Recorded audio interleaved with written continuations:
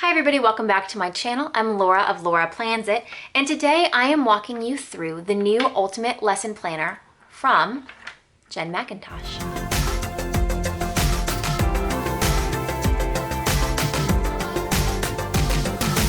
All right, so you probably noticed I've already got this in a big happy planner. This is an 8.5 by 11 downloadable printable, so this will be linked in the description below.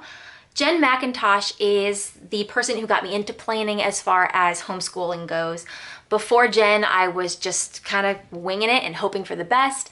And I really got to the point where I had no idea what progress we were making or what was going on. I was very overwhelmed. And I started searching for homeschool planner. And Jen came up in every single search. I started reading her blog. I followed her on Instagram and eventually bought my first homeschool planner because of Jen.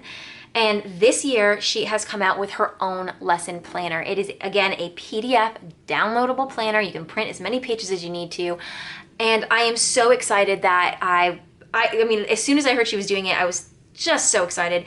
And then as soon as it came out, I was probably one of the first people to buy it. I downloaded it immediately. I have a copy of it on my iPad, and I have printed out a copy here to share with you as well.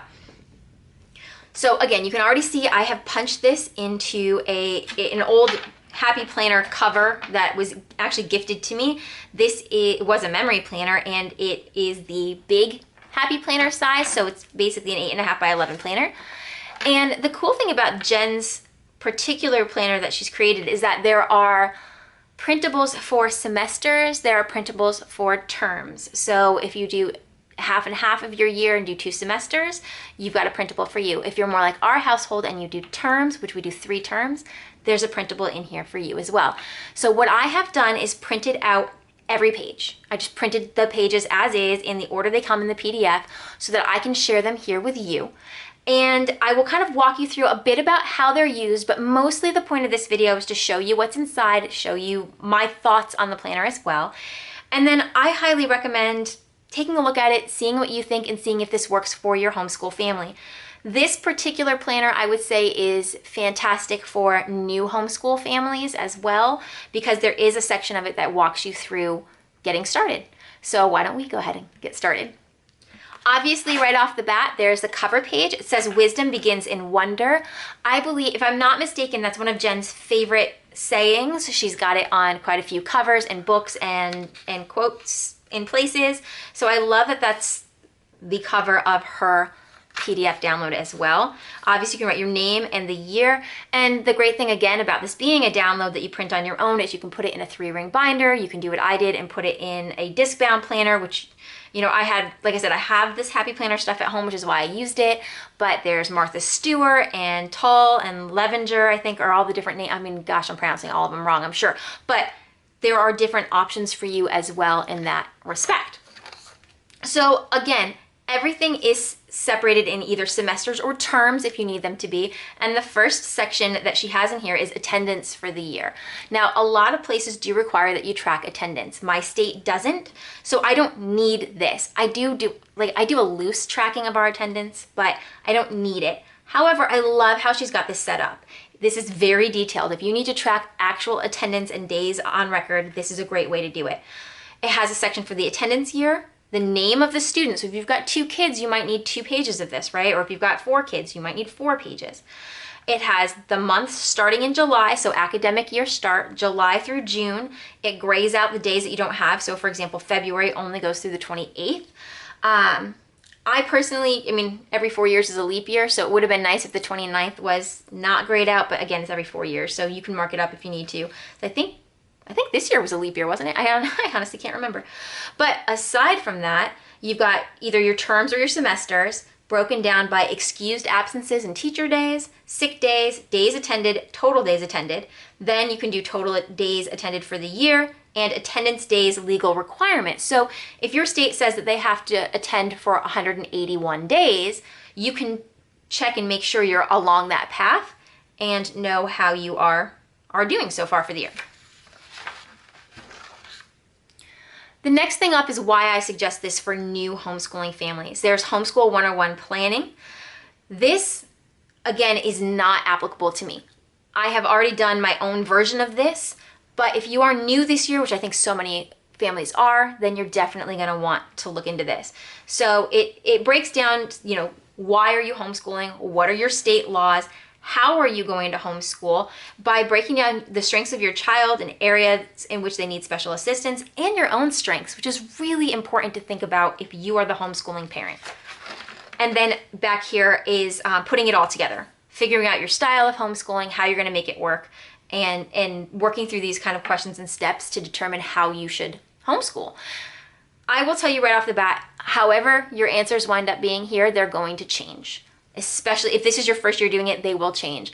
Our first year, I had an entire classroom dedicated to my kids, and we had whiteboards, and we had desks for the kids. I don't have any of that right now. Everything can fit in a box so we can go in the car. Most of the time they sit at the kitchen table or the dining room table or the floor in the living room, wherever they want to sit as long as they get it done. But start somewhere and make it work for you. Next up, we have a book list, which this is the semester side, and here is the term side. The book list has beginning dates. It has room for 32 on the semester side. Begin date, book title, author, what semester. Is it in your morning basket? If you don't know what a morning basket is, head on over to Jen's website, Wildflower and Marbles. I'll link that below as well. She will walk you through that. I do not use a morning basket at this time. Free read, prep the content, and essay. So my youngest doesn't do essays, but my oldest is going to start doing them this year, so that'll be useful. And then the term, instead of having two semesters, like semester 1, semester 2, it has term 1 through 3. There's no column for essays in the term. I don't track my child's book list like this, but I think it is a really nice tool to have.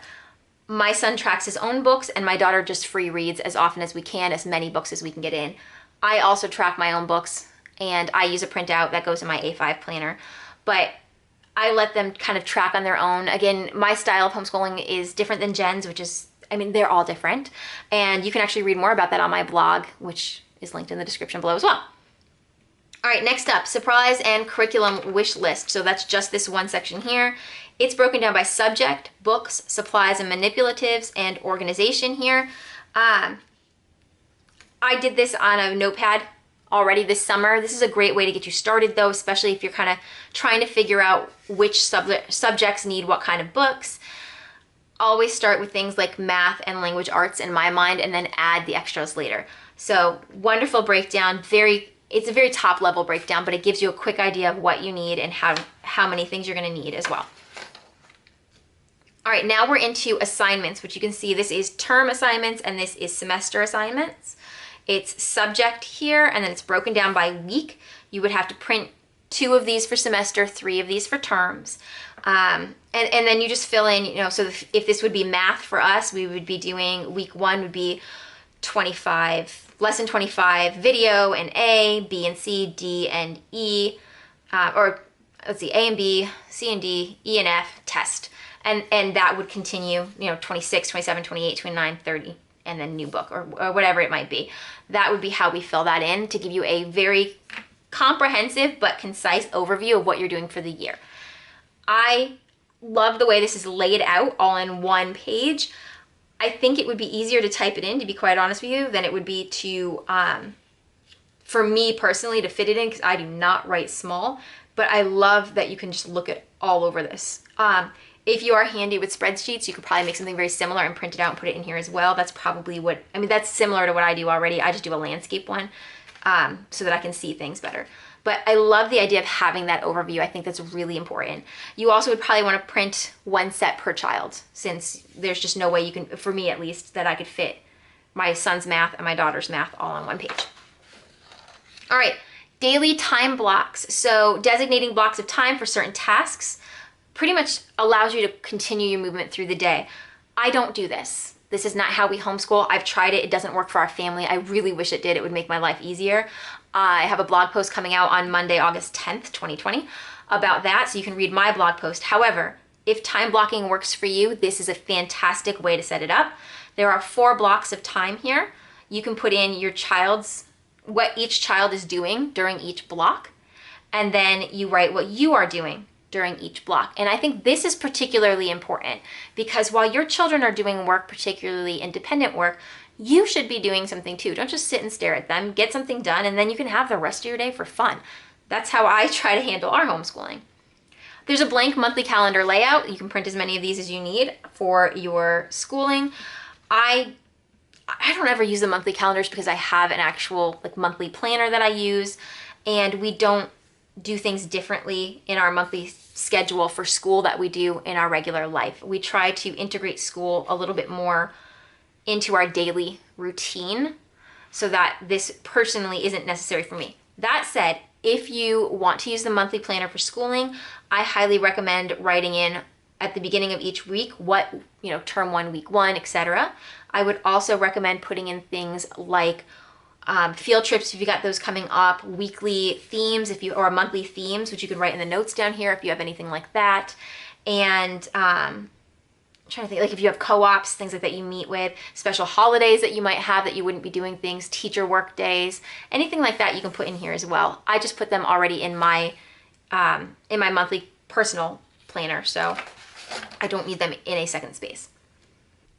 All right, next we get to the actual lessons and daily rhythm, and then the monthly themes pages. All right, so I'm gonna start with the monthly themes. This is obviously, it's just basically a monthly note page where you can write down your monthly theme, maybe 2 weeks worth of themes or 4 weeks worth of themes. So there's 4 little boxes on the bottom, 2 medium size, 1 large box. Daily rhythm, and I unfortunately printed this back in front when I printed it, is this spread and this spread. So this is your weekly spread. So this would be your left side, and it's formulated so you can plan horizontally or vertically. I plan vertically, so Monday, Tuesday, Wednesday, Thursday, Friday, and then I would do subjects at the top, or my son, my daughter, etc., to break that down.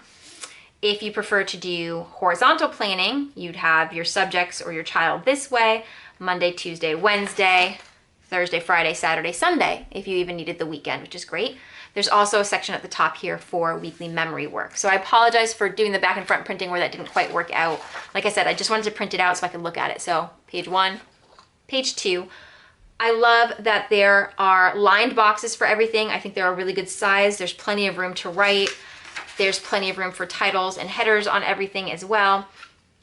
I think that it would be nice to have, since I am a vertical planner, 5 boxes really isn't enough for me. So I feel like I would have to be a horizontal planner for this particular layout to work for me, because there's no notes section here, right? Now I could easily make this a notes section if I wanted to, but I would prefer like 6 sections. But again, I actually would like to try the horizontal layout and see how that works, because we don't school on Friday, Saturday, and Sunday unless something else is going on. So if we have maybe Monday and Tuesday that we're going to be on vacation, then we shift Wednesday, Thursday, Friday, Saturday. So I'd like to have that extra space, and I think I'm going to give that a try. All right, so this is the weekly schedule. Now, Jen's website actually suggests printing this out and either laminating it or printing a new one every week and putting it on a clipboard or somewhere where your child can see it for their schedule. Their name, date, and the week that you're in goes up here. You've got sections for their chores before school, which I think is really important as well. Their weekly assignments can go right in here, and then observations and notes. This is for your kid to fill out if they can, or you can also fill it out as well. But I think this is a really great way to break down their week so they know what's coming up. This is the early years planning page. This is meant for children approximately age of 6, which is really when most homeschool curriculums recommend you start, age 6. Now, we started quite a bit earlier with my daughter because she's stubborn and she wanted to. And so if you have a young child that's just starting, these are some of the things that you might want to assess at age 6. And I would recommend doing this when they first start for the year, about halfway through, and then at the end of the year.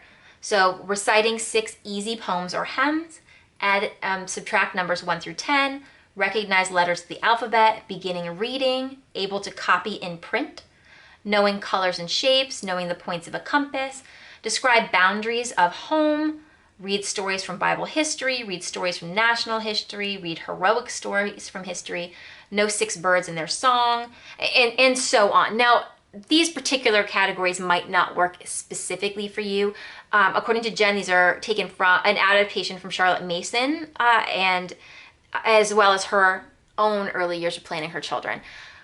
I personally don't feel that knowing the points of a compass are overly important at age 6. My daughter does happen to know it because she happens to love her geography book. We know birds and their songs already because I'm an avid bird watcher, so they're unfortunately stuck with me. But so on and so forth, these are great ideas to get you started. And at the very least, I think you should check some of these boxes just to get an idea of their progress. The next spread here is a high school plan. I do not have a high school home student, so for me, this is very foreign. I have not needed to look into this. But the high school plan has instructions for parents approaching high school and kind of gives them an idea of how to make a transcript. So you have the year, so 9, 10, 11, and 12, freshman, sophomore, junior, senior. You've got credit hours, grades, points, which I think is like the GPA, right? Unweighted and weighted. There's a way to calculate A through F with their grades here, total credits, cumulative GPA, ACTs and SATs, electives and volunteer work can go down here. And as you build this and keep this all together, once they get to the graduating age, I believe you can use this to create an actual transcript. Again, I do not have a high school student, and at this point, we are not planning to homeschool in high school. So I'm sorry, I can't go into much more detail about this, but having used transcripts myself from my high school, I can tell you for sure this is a great, easy way to, at the very least, get an idea of progress over years. And if they need an unofficial transcript for any volunteer work or a job even, this is a great way to do that. All right, weekly preparation and weekly meetings. The weekly preparation page here I think is fantastic. I always need something to remind me of what to do each week. And personally, I would use this probably either, since we don't homeschool on Friday, I would probably do this the Friday the week before to get myself started, or I would do this Sunday night before we start on Mondays. But basically it's tidy your desk and your shelves, get your art supplies ready, pull out your books for the week.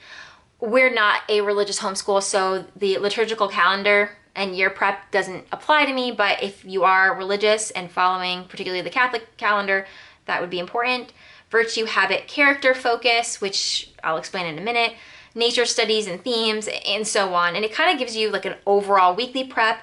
And then this one says weekly pre-reading and specifics. So anything that you need to write for reading books and notes about them, weekly goals go here. The weekly meetings page though, this has been my favorite page of the entire pamphlet. And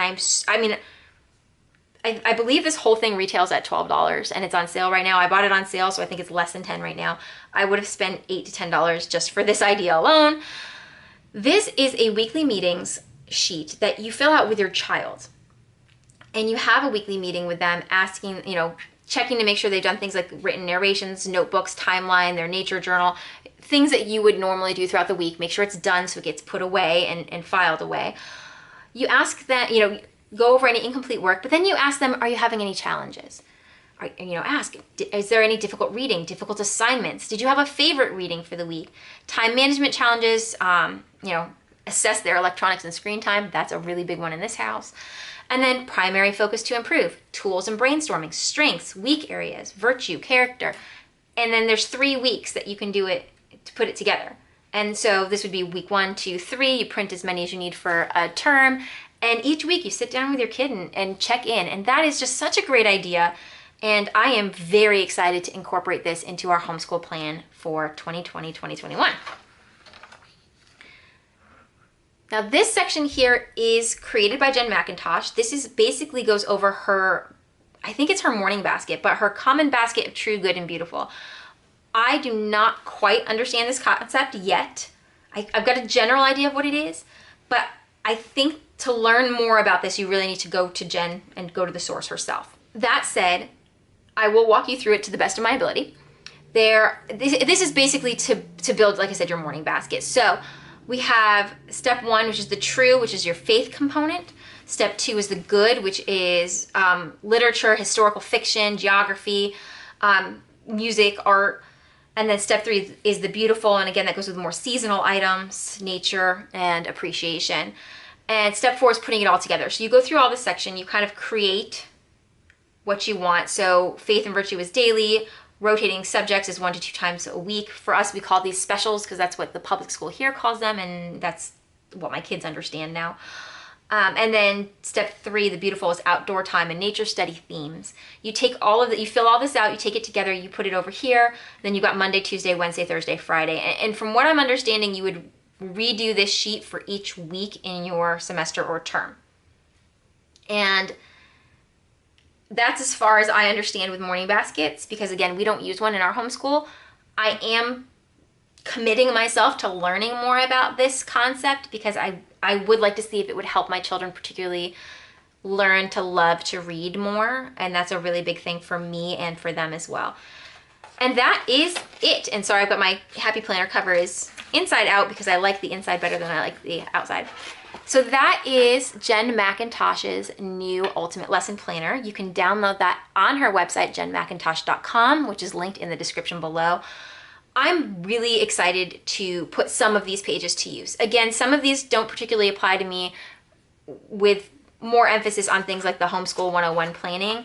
I am beyond thrilled for the assessment, the weekly meetings and assessment. This concept alone is phenomenal to me, and I can't wait to add that into our daily routine. And I'm really excited for trying the horizontal layout, which of course, like I said, I printed back and front, the horizontal lesson plan layout. So I am going to give that a try, see how I like that as well. And I can't wait to get started with this. So I hope that you like this planner. Again, if you do, you can go ahead and click the link in my description below. It is not an affiliate link. I am not affiliated with Jen whatsoever. I just adore her things and was really excited to share this new homeschool resource with you. If you like this walkthrough and review, I hope you'll hit that like button. If you'd like to see more walkthroughs of planner-related and homeschool-related items, I hope that you will subscribe to my channel. Don't forget to tap that bell. That turns on notifications so you're always alerted when a new video comes out. And as always, for behind the scenes, sneak peeks, and what I am working on right now, head on over to my Instagram, @LauraPlansIt. Thanks so much for watching.